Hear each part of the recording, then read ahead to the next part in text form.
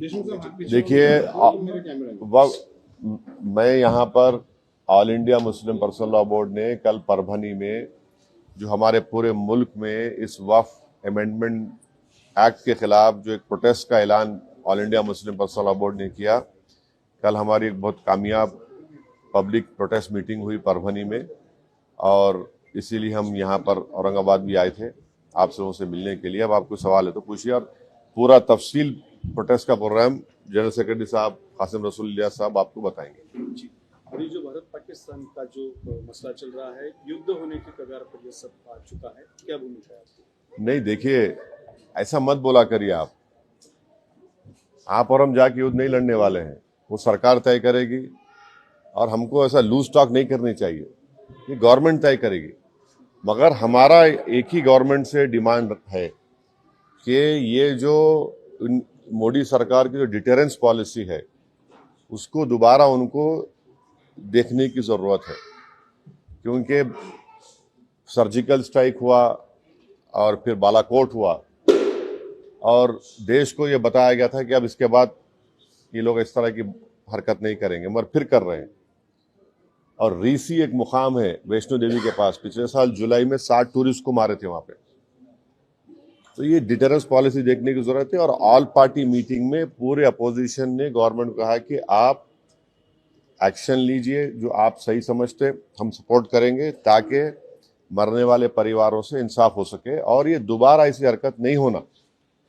तो हम लोग तो पूरा गवर्नमेंट को सपोर्ट करें कि वो क्या एक्शन लेंगे, वो गवर्नमेंट बताएगी, हमको नहीं मालूम, आपको मालूम, तो गवर्नमेंट तय करेगी। मगर हमारा मानना यह है कि पाकिस्तान में ये मौजूद हैं, ये टेररिस्ट, उनको वहीं से सपोर्ट किया जाता, उनको तैयार किया था, फाइनेंस किया जाता, और अनफॉर्चुनेटली वो बॉर्डर क्रॉस करके आए, पहलगाम तक आ गए। तो और चाहे 26/11 का हो, पाकिस्तान से आए थे, उस वक्त भी वो लोग डिनाई किए, पहले हम नहीं किए।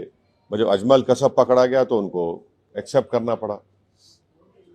तो अब गवर्नमेंट क्या एक्शन लेगी वो गवर्नमेंट के ऊपर है, गवर्नमेंट वो तय करेगी, हम तो नहीं बोल सकते। मगर इनके खिलाफ तो ये हमारा मानना ये है कि ऐसे टेररिज्म को रोकने की ज़रूरत है और सख्त कार्रवाई करने की ज़रूरत है, क्योंकि कोई भी, आपको तो पहले किसी को जान लेने का इख्तियार नहीं है, दूसरा आप हमारे वतन में आकर आप जो इनोसेंट टूरिस्ट हैं उनका समुदाय पूछकर, उनका रिलीजन पूछकर उनको गोली मारना, ये बदतरीन हरकत है ये।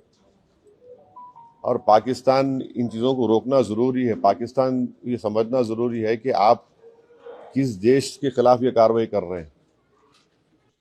उनका जो एनुअल बजट है, हमारी मिनिस्ट्री ऑफ डिफेंस का बजट उससे बढ़ के है, और वो लोग जो है भारत से उनका टाइम आधा घंटा पीछे है। उन्होंने आधा घंटा पीछे नहीं है, उन्होंने 30 साल पीछे है भारत से।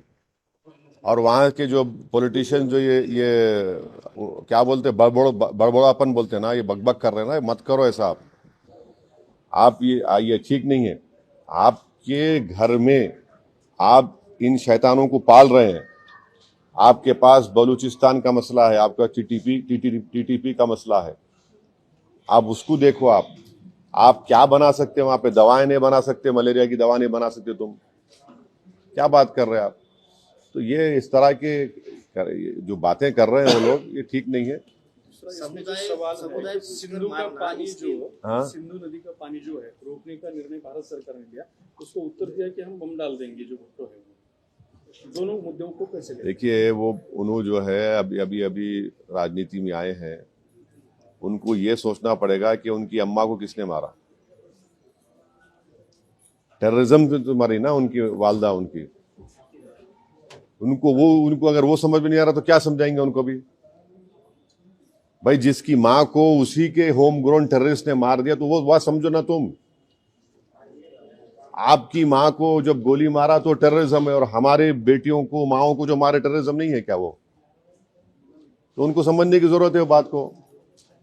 तो जहां तक इंडस वाटर ट्रीटी का सवाल है, देखिए, ये वर्ल्ड बैंक ने एग्रीमेंट करा था 1960 में, मगर अब गवर्नमेंट डिसीजन लिया, ठीक है, मगर हम पानी कहां रखेंगे? पानी कहाँ रखते भाई, पानी रखने की जगह भी तो ना अपने को, तो हमको वो पानी स्टोरेज की जगह बनाना पड़ेगा, पर तो पानी तो जाना पड़ेगा। तो वो गवर्नमेंट डिसीजन लिया है, ठीक है, हम उस पर गवर्नमेंट का फैसला है, कैबिनेट कमेटी ऑन सिक्योरिटी में गवर्नमेंट डिसीजंस लिए, हम उसको मानते हैं। देश में हिंदू और मुस्लिम में झगड़ा लगाने के लिए समुदाय पूछकर मारा गया, ऐसा लगता है? बिल्कुल बिल्कुल, देखिए वही तो हम कह रहे हैं कि आईएसआई हो या आईसिस हो, आईसिस खुरासान हो, या फिर आपके जो डीप स्टेट है या एस्टेब्लिशमेंट है पाकिस्तान का, वो तो यही चाहते हैं कि इस देश में हमेशा के लिए हिंदू मुसलमानों के झगड़े चलते रहे। तो इसीलिए उन्होंने हरकत की, और उनका वहाँ कश्मीर में जाकर नॉन मुस्लिम को, हमारे हिंदू भाई बहनों को मारने का मकसद एक ही था कि कश्मीर को ये बताना चाह रहे थे कि यहाँ कोई नॉन मुस्लिम नहीं आ सकता, तो उनका मकसद वही है।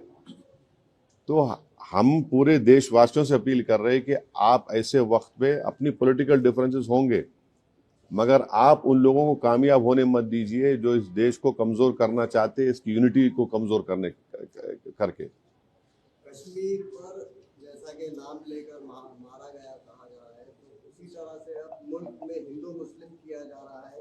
बीजेपी लीडरान जो है तो नाम लेकर पूछ कर मार रहे हैं। दादर का वाकया सामने आया है। तो ठीक है, वो जो कर रहे गलत कर रहे, वो लोग मुल्क के मुफाद में काम नहीं कर रहे, हम उसका मजम्मत करते, कंडेम करते हैं। अब आपके ही डिप्टी चीफ मिनिस्टर महाराष्ट्र के, वो खुद बोल रहे कि वो जो बच्चा जो जान दे दिया अपनी, आदिल, वो तो अपनी जान दे दिया ना। वो कहाँ देख रहा था कि मुसलमान हिंदू देख रहा, इंसान को देख रहा था। वो जान बचाने के लिए वो टेररिस्ट से वेपन छीनने की कोशिश किया, उसको मार दिए। तो ये जो अगर हमारे देश में से कोई कर रहा है गलत है, ये इसको हम कंडेम करते हैं। सरकार ने जो अल्टीमेटम दिया था कि जितने भी पाकिस्तानी उनको पाकिस्तान भेजा जाए, वो चले जाए, मगर यहाँ की राज्य सरकार में जो है देवेंद्र फडणवीस बोल रहे कि पूरे गए, और एकनाथ शिंदे जी बोल रहे 160 अभी बाकी है। मेरे को नहीं मालूम है, ये तो गवर्नमेंट बोल रही है। युद्ध कितना महंगा पड़ेगा भारत में? अरे भाई, अभी गवर्नमेंट को छोड़ो ना, ऐसा लूज टॉक मत करिए। गवर्नमेंट का डिसीजन होगा, गवर्नमेंट पूरा सोच के फैसला करेगी। नहीं सुनिए, एक मिनट सुनिए, गवर्नमेंट क्या करेगी नहीं करेगी वो गवर्नमेंट तय करेगी। हमारा बोलना, अपोजिशन कहता है कि आप इस पर स्ट्रांग एक्शन लीजिए, ये खत्म होना ये चीज। अब वो कैसा एक्शन लेंगे, क्या लेंगे, गवर्नमेंट पे तो थोड़ा आपको तो उनको उन पे छोड़ना पड़ेगा ना। अब ये टीवी चैनल पे एंकर बैठकर ऐसा बोल रहे ऐसा होगा ऐसा, अरे भाई ये मजाक है क्या? ये ऐसा गवर्नमेंट तय करेगी, तो क्या डिसीजन होगा वो तय करेंगे। मगर हम मेरा डिमांड ये है कि पाकिस्तान को फिर से FATF की ग्रे लिस्ट में लाना जरूरी है। फाइनेंशियल एक्शन टास्क फोर्स में उनको ग्रे लिस्ट में लाए। ग्रे लिस्ट में लाए तो उनको ये देखिए, इलीगल पैसों से फाइनेंस करे टेररिज्म ये लोग, कोई वाइट का पैसे नहीं, इलीगल पैसे से। तो FATF की दोबारा लिस्ट की ग्रे लिस्ट में पाकिस्तान को डालना जरूरी है। हम डिमांड करेंगे ये गवर्नमेंट से कि उनको FATF के ग्रे लिस्ट में डालो आप, तभी जाकर उनका होगा। और हम लोग पूरा उन पे साइबर अटैक करना, हमारे पास एथिकल हैकर्स है, हमारे पास नेवल और एयरफोर्स ब्लॉकेट कर सकते, इंटरनेशनल लॉ में कर सकते हम।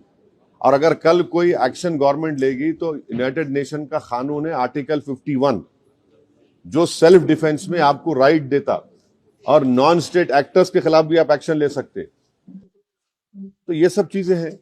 और भारत के संविधान में आर्टिकल 355 है। 355 के तहत कोई स्टेट में अगर एक्सटर्नल एग्रेशन होता तो सरकार की जिम्मेदारी उसको रोकने की।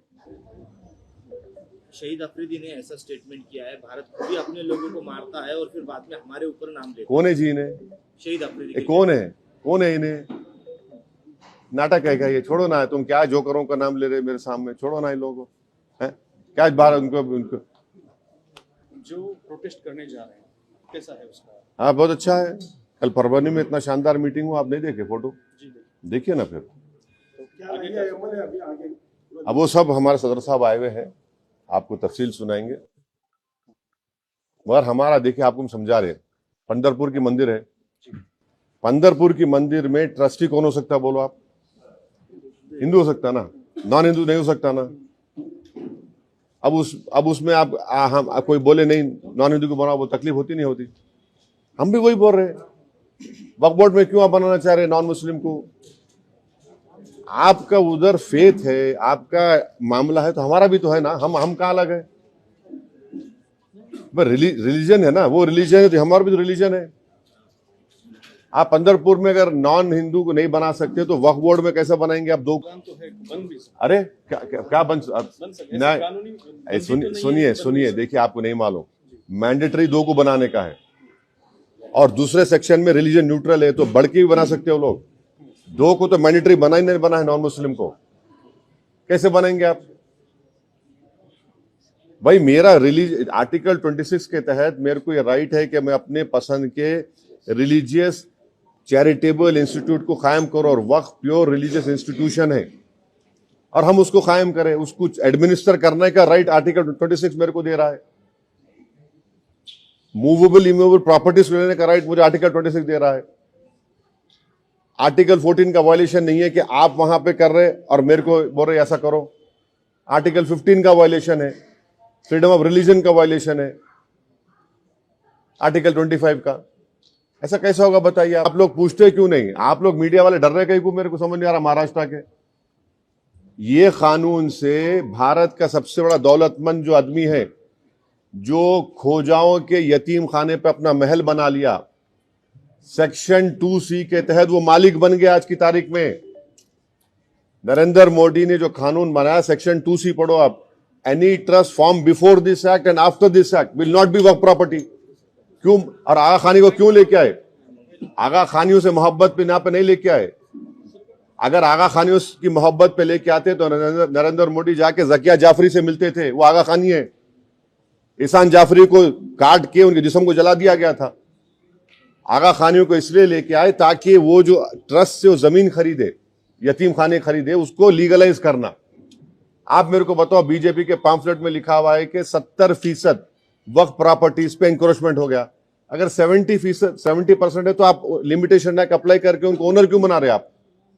आप ओनर बना रहे ना उनको। आप देखो उनका पैम्फलेट पढ़े आप लोग, एक 4 पेज का, एक 15 पेज का बुकलेट, बकवास लिखे रहे उसमें, खुद अपने आप को वो कर रहे, कॉन्ट्रडिक्ट कर रहे। लिमिटेशन एक्ट का मतलब क्या है? 12 साल जो वहां पे बैठा हुआ है इंक्रोचमेंट करके, उसको आप मालिक बना दिए। आज मालिक बन गया वो।